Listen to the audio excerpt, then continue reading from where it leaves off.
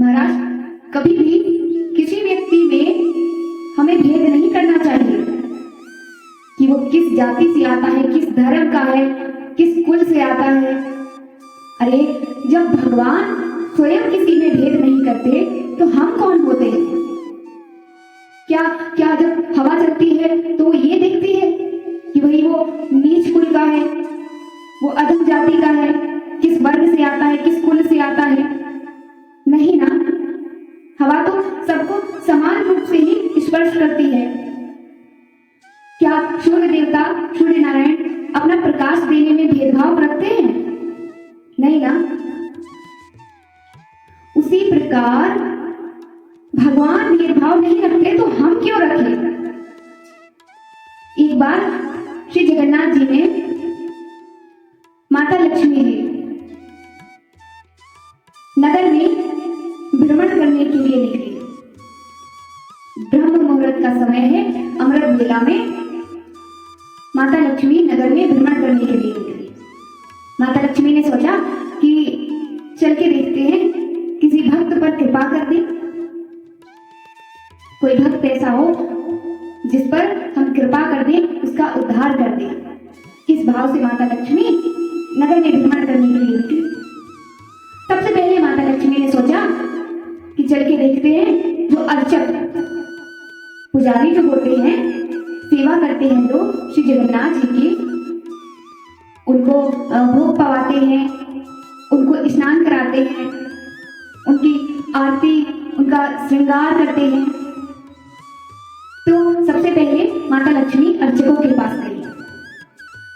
महाराज, वहां उन्होंने देखा कि अमृत वेला में अर्चक तो सो रहे हैं और कभी कभी तो अर्चक पहने हुए वस्त्र भी धारण कर लेते। महाराज, माता लक्ष्मी को ये बिल्कुल भी पसंद नहीं, उन्हें बिल्कुल अच्छा नहीं लगता कि आप पवित्रता, आचार विचार की शुद्धि ना रखें। जितनी ज्यादा आप स्वयं अपने आप में और अपने घर में शुद्धि रखेंगे, अपने आचार विचार की शुद्धि रखेंगे, लक्ष्मी माता उतनी ही प्रसन्न रहती है। माता लक्ष्मी ने सोचा, अरे नहीं, ये तो देखो ना आचार विचार की शुद्धि है, बताओ तो ब्रह्म मुहूर्त में ये सो रहे हैं। माता लक्ष्मी वहां से चली गई। नगर में जा रही थी कि क्या देखा, जिस परिवार के लोगों को मंदिर की यानी जगन्नाथ जी के मंदिर की सेवा, यानी वहां सोहनी सेवा जो झाड़ू लगाते हैं, उन परिवार के लोगों को मंदिर की झाड़ू लगाने की सेवा मिली थी। वो मंदिर की साफ सफाई करते थे, मंदिर में झाड़ू आदि लगाते थे। तो उस घर में माता लक्ष्मी ने देखा कि सभी परिवार के सदस्य ब्रह्म मुहूर्त में जाग गए हैं। स्नान आदि करके कोई व्यक्ति तुलसी माता को अर्घ दे रहा है, जल दे रहे हैं, तो कोई भोग पका रहा है और पूरा घर इतना शुद्ध और पवित्र लग रहा है कि वातावरण एकदम आनंदमय है। सभी घर वाले पूजा के लिए, श्री ठाकुर जी की पूजा के लिए, कोई मजीरा बजा रहा है, कोई ढोल बजा रहा है, कोई नृत्य कर रहा है, महाराज कीर्तन करते हुए भजन कर रहे हैं, कीर्तन कर रहे हैं, ठाकुर जी का भोग बना रहे हैं कोई। महाराज, जैसे ही माता लक्ष्मी ने देखा कि इतनी आचार विचार की शुद्धि, इतनी पवित्रता, माता लक्ष्मी उस घर में प्रवेश कर गई। घर वाले परिवार के सदस्यों ने देखा, अरे क्या दिव्य अलौकिक स्वरूप, ऐसी छवि श्री किशोरी जी की कि सभी सदस्य देखते रह गए। दिव्य सुंदर आभूषण, रत्न जड़ित स्वर्ण के आभूषण श्री किशोरी जी के श्री शरीर पर विराजमान है। महाराज, परिवार के सदस्यों ने पूछा कि हे देवी, आप कौन हैं? आपका परिचय क्या है? माता लक्ष्मी ने बताया कि हम श्री जगन्नाथ जी की गृहिणी हैं, उनकी पत्नी है, साक्षात माता लक्ष्मी। तब परिवार के सदस्य एकदम ऐसे भाव में आ गए कि महाराज हाथ जोड़कर कहने लगे कि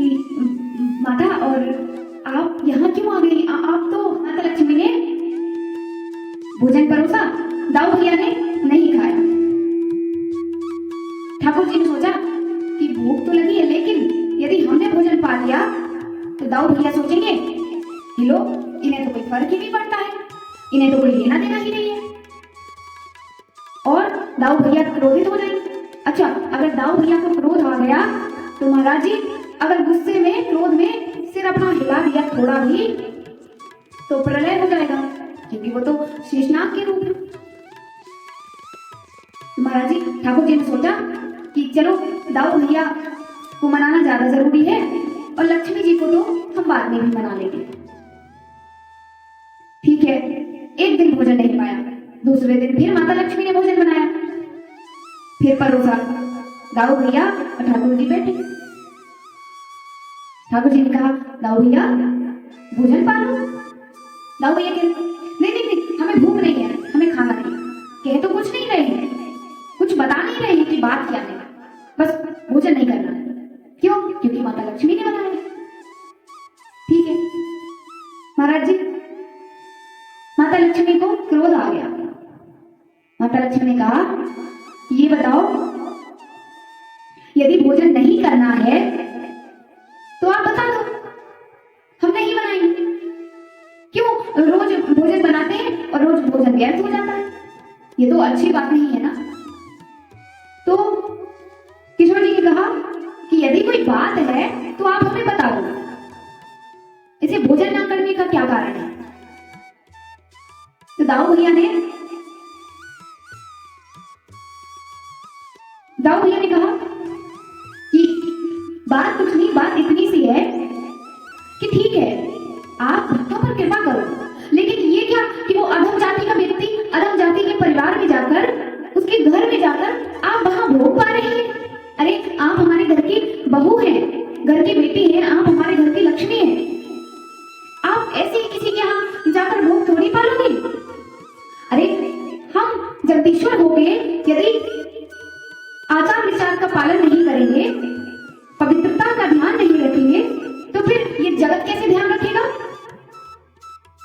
माता लक्ष्मी ने कहा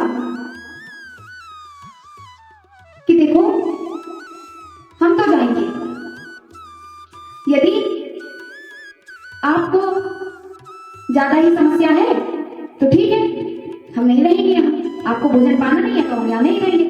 दाऊ भैया ने भी गुस्से में आकर कह दिया, ठीक है मत रहो। किशोर जी ने कह दिया, हम चली जाएंगे। दाऊ भैया ने कहा, ठीक है चले जाओ।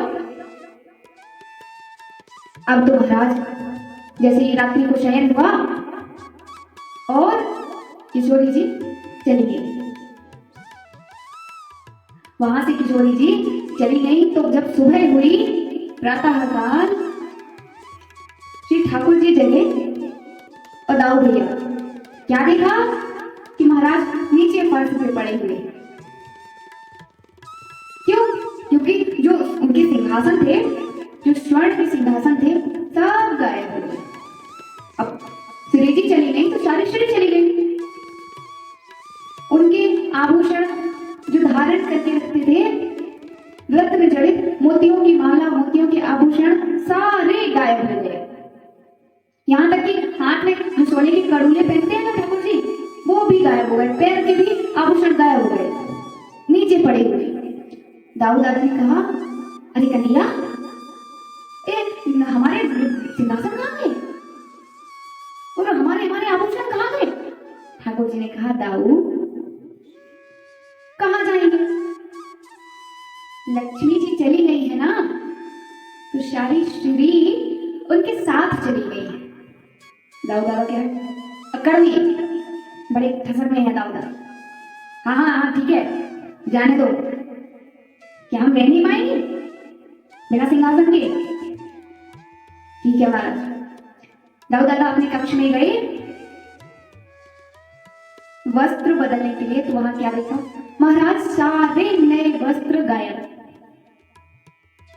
क्या रखा? महीनों भर के पुराने फटे पुराने वस्त्र बिना धुले हुए। अब देखो भाई, जब लक्ष्मी जी नाराज होती हैं, जब घर से लक्ष्मी जी जाती हैं, तो घर में क्या ही रह जाता है, सारी छुरी चली जाती है और घर में केवल पुराने फटे हुए यही कुछ रह जाता है, बेकार का सामान। दाऊ दादा ने देखा कि अरे सारी घर की सामग्री गायब हो गई।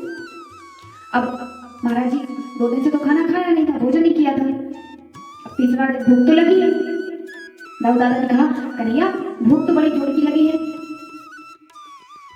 क्या करूं? 3 दिन हो गए। अब तो महाराज जी गए, बोले ठीक है कोई बात नहीं, रसोई क्या लक्ष्मी जी बनाती है, हम भी बना पाएंगे, चलो खुद से बनाते, मेहनत करके बनाए। दाऊ दादा जैसे ही रसोई घर में गए तो क्या देखा कि महाराज जी सारी रसोई घर से सारा राशन गायब। श्री से यानी लक्ष्मी जी से ही तो सारा राशन वगैरह आता है ना, सब कुछ गायब हो गया, कुछ नहीं। तीसरा दिन भी निकल गया। अब महाराज जी चौथा दिन, भूख इतनी लगी कि रात में नींद नहीं आ रही, पेट में चूहे दौड़ रहे थे, कुछ खाने को मिल जाए बस। दाऊ दादा ने कहा कन्हैया भूख तो बहुत लगी है, क्या किया जाए? ठाकुर जी ने कहा कि दाऊ यहाँ पास में ही एक शमशान घाट है, वहां से लोग कुछ निकलते हैं तो कुछ दान वगैरह करते जाते हैं, तो वहां कुछ बैठे रहते हैं भिखारी, तो चलो वहीं पे बैठ जाए, हम भी कटोरा लेकर। दाऊ दादा जाने हम ठाकुर जी होकर, हम जगदीश्वर होकर, और बताओ हम भीख मांगे, लोग क्या कहेंगे?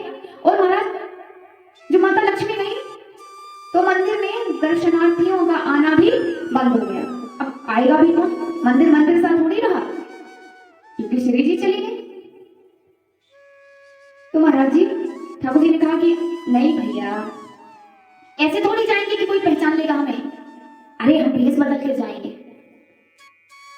ठाकुर जी ने और दाऊ भैया ने भेष बदला और रूप बदलकर एक छोटे से बालक का रूप रख लिया। दोनों भैया छोटे से बालक के रूप में गए और हाथ में कटोरा लेकर महाराज जी शमशान घाट के बाहर बैठ गए। जय जगन्नाथ जय जगन्नाथ, अरे भाई दे दो कुछ, भगवान के नाम पर दे दो, भगवान तुम्हारा भला करेगा। कोई नहीं सुनता कौन है? और ठाकुर जी तो ये लीला कर रहे हैं, क्या ठाकुर जी सर्वसमर्थ नहीं है? क्या नहीं कर सकते? सब कुछ कर सकते, लेकिन ठाकुर जी ये सब दाऊ भैया को दिखाने के लिए कर रहे हैं।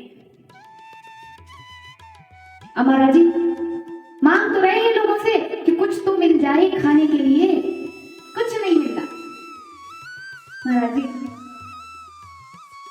बहुत देर हो गई मांगते मांगते, और तभी वहां कुछ लोग तो आते, एक व्यक्ति ने तो डांट दिया, कहते अरे भीख मांगते हो?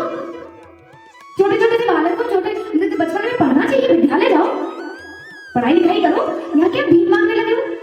अपना भविष्य खराब करोगे।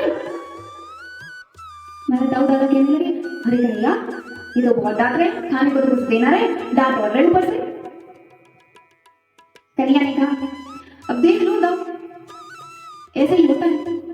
अच्छा महाराज जी मांग रहे थे और तभी वहां से क्या हुआ कि एक व्यक्ति निकला, तो वो झालमुड़ी लिया। झालमुड़ी वो क्या कहते हैं अपने यहाँ, वो भेलपुरी, झालमुड़ी भेलपुरी कुछ जो भी कहते हैं अपने यहाँ, तो झालमुड़ी लिए थे।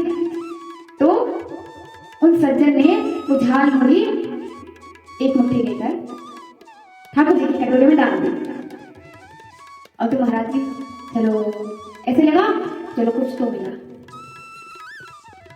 श्रम बहुत हो गया था, श्रम अधिक हो गया था, थक गए थे बहुत ज्यादा। एक तो भूख लगी, 4 दिन से भूखे हैं और कुछ खाने को भी नहीं मिला, और ऊपर से मांगना और पड़ रहा, श्रम अधिक हो गया, थक गए।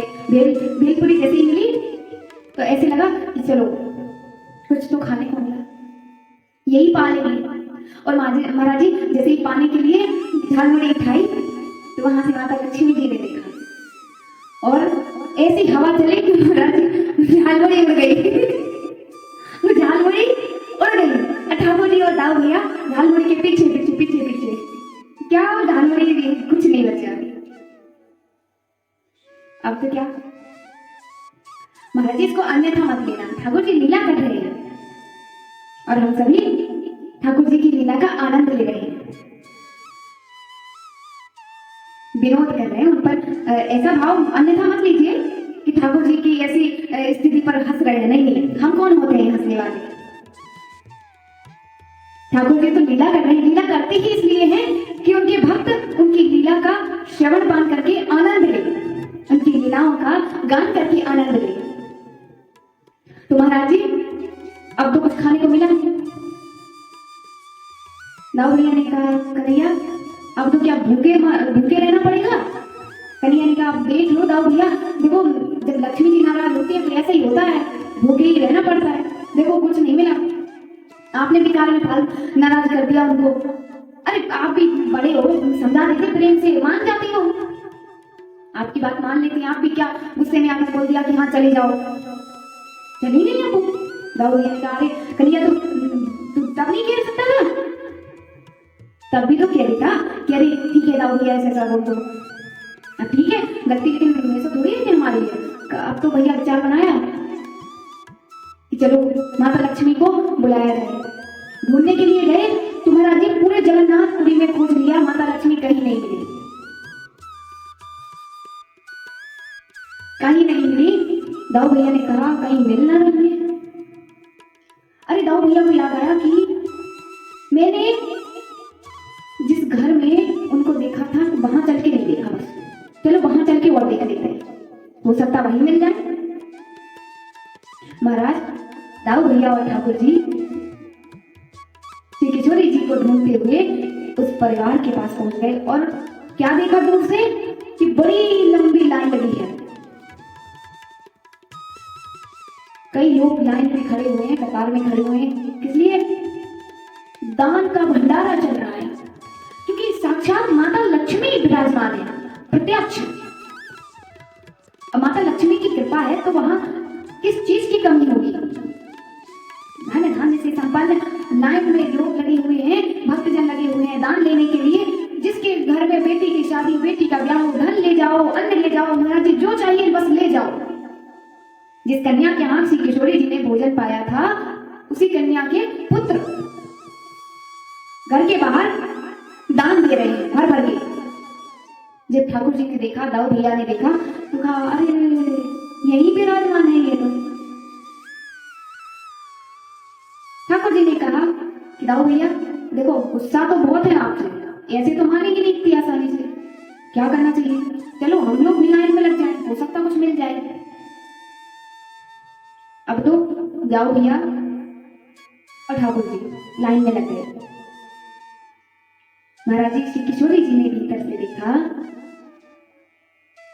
तो उनके हृदय में बड़ी प्रेम भाव वाली पीड़ा हुई, ग्लानि हुई।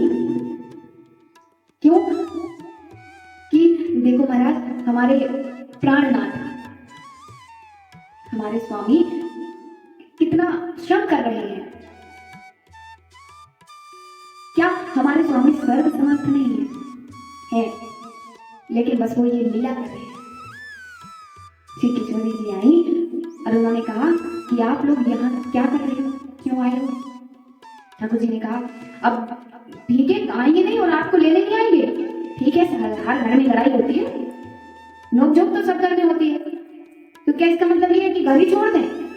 नहीं, अब आप घर चलिए, अपने श्री मंदिर चलिए। किशोर जी ने कहा कि ठीक है हम चलेंगे, लेकिन हमारी एक शर्त है। बोले क्या शर्त? यह है कि देखो हम किसी पर भी कृपा करेंगे और हमें कोई रोक टोक नहीं होगी। दाऊ भैया ने कहा ठीक है, तो ये हम सब ठीक है, सारी बातें अच्छी बात है, लेकिन अब ये क्या किसी भी परिवार में जाकर कृपा करोगी? चलो कृपा कर दो अच्छी बात है, लेकिन वहां भोजन क्यों पा रही हो? किसी भी व्यक्ति के यहाँ परिवार में आप भोजन पाओ। किशोरी जी ने कहा कि दाऊ भैया एक बात बताओ, जब श्री ठाकुर जी को अपने भक्त पर कृपा करनी होती है तो वो कभी भी उस भक्त का कर्म नहीं देखते, कभी उसकी जाति नहीं देखते, उसका कुल नहीं पूछते कि भाई किस कुल से आते हो तुम, क्या तुम्हारी जाति है, कुछ नहीं पूछते। वो किसी पर भी कृपा कर दे, उनको अधिकार है और हमें अधिकार नहीं। दाऊ भैया ने कहा चलो ठीक है, तुम जिस पर भी प्रसन्न हो खूब कृपा करो, अपनी कृपा बरसाओ, हम आज से आपसे कुछ नहीं कहेंगे। हाँ, आज से श्री जगन्नाथ जी में एक नियम और बदला जाएगा। कौन सा? कि महाराज सभी जाति वर्ण के लोग एक साथ एक समय पर बैठकर प्रसादी पाएंगे और विशेष तौर पर किसी उच्च कुल के व्यक्ति, वेद पाठी ब्राह्मण के पत्तल उसकी थाली में किसी शूद्र या किसी नीची जाति नीचे वर्ण वाले व्यक्ति ने भोजन कर लिया तो महाराज जी उसको समान पुण्य का फल मिलेगा, कोई अंतर नहीं होगा। दाऊ भैया ने यह नियम बना दिया। ये किसी में भेदभाव नहीं होगा आज से। श्री लक्ष्मी जी प्रसन्न होकर श्री मंदिर में गई और फिर पहले जैसे वहां का अद्भुत दिव्य वातावरण हो गया और सभी दर्शनार्थी पुनः दर्शन के लिए आने लगे।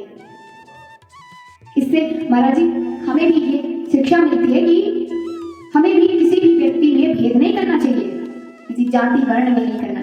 अच्छा, एक चीज और कि महाराज जी कहते हैं, कहावत में कहते हैं कि कभी भी पापी से घृणा नहीं करनी चाहिए।